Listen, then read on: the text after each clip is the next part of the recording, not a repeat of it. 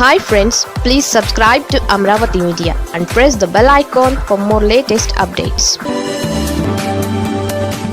జగన్ను బాలయ్య సైకో అన్న రోజాకు నోరు విప్పే ధైర్యం లేదా? సాక్షాత్తు అసెంబ్లీ వేదికగా మాజీ ముఖ్యమంత్రి వైఎస్ జగన్పై సీఎం చంద్రబాబు బావమరిది TDP senior MLA Nandamuri Balakrishna అనుచిత వ్యాఖ్యలు చేశారు. అంతేకాదు మెగాస్టార్ చిరంజీవికి BJP MLA Kamineni Srinivasarao credit ఇవ్వడాన్ని బాలయ్య జీర్ణించుకోలేకపోయారు. కామినేనిపై మండిపడ్డారు. ప్రస్తుతం తెలుగు సమాజంలో బాలయ్య వ్యవహార శైలిపై పెద్ద ఎత్తున చర్చ జరుగుతోంది. ఈ నేపథ్యంలో సినీ రంగానికి చెందిన వైసీపీ ఫైర్ బ్రాండ్ మాజీ మంత్రి ఆర్కే రోజా నుంచి ఎలాంటి స్పందన రాకపోవడం ఒకంత ఆశ్చర్యం కలిగిస్తోంది. ఇదే డిప్యూటీ సీఎం పవన్ కళ్యాణ్పై విమర్శలు చేయడానికి రోజా ఒంటికాలిపై లేస్తారు. పవన్తో పాటు చిరంజీవి, నాగబాబును తిట్టడానికి రోజా తెగ ఉత్సాహం చూపుతూ ఉంటారు. పవన్ హీరోగా నటించిన ఓజీ సినిమా టికెట్ల ధరల పెంపును కూడా రోజా విడిచిపెట్టలేదు.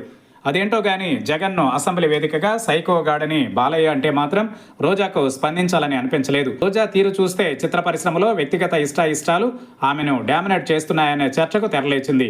నందమూరి బాలయ్య హీరోగా, రోజా హీరోయిన్గా నటించిన సంగతి తెలిసిందే. ఆ రకంగా బాలయ్యతో వ్యక్తిగతంగా రోజా స్నేహ సంబంధాలున్నాయి. గతంలో మండలిలో 3 రాజధానుల విషయమై వాడివేడి చర్చ జరుగుతూ ఉండగా బాలయ్యతో కలిసి రోజా సెల్ఫీ దిగడాన్ని కొందరు గుర్తుకు తెస్తున్నారు. తనకు అన్నలాగా రియల్ హీరోగా జగన్ను కీర్తించే రోజా ఇప్పుడు బాలయ్య విమర్శలపై కిక్కురు మనకపోవడాన్ని వైసీపీ శ్రేణులు జాగ్రత్తగా గమనిస్తున్నాయి. మెగా బ్రదర్స్ విషయంలో రోజాతో పాటు 2-3 వైసీపీ నాయకులు వ్యక్తిగత విమర్శల కారణంగానే రాజకీయంగా కాపులు, బలిజలు తమకు తీవ్ర వ్యతిరేకమయ్యారనే భావన వైసీపీలో ఉంది. అయితే ఈ విషయాన్ని రోజా అంగీకరించకపోవచ్చు. రోజాతో పాటు మరికొందరు వైసీపీ నాయకులు మెగా బ్రదర్స్ విషయంలో కక్షపూరితంగా వ్యవహరిస్తున్నారని వైసీపీ కాపు, బలిజ నాయకులు ఆఫ్ ది రికార్డుగా విమర్శలు గుప్పిస్తున్నారు. నందమూరి బాలయ్య విషయంలో మాత్రం మౌనంగా ఉంటూ వారితో సన్నిహిత సంబంధాలు కొనసాగించాలనే ఆలోచనలో ఉన్నారనే అభిప్రాయం వ్యక్తమవుతోంది.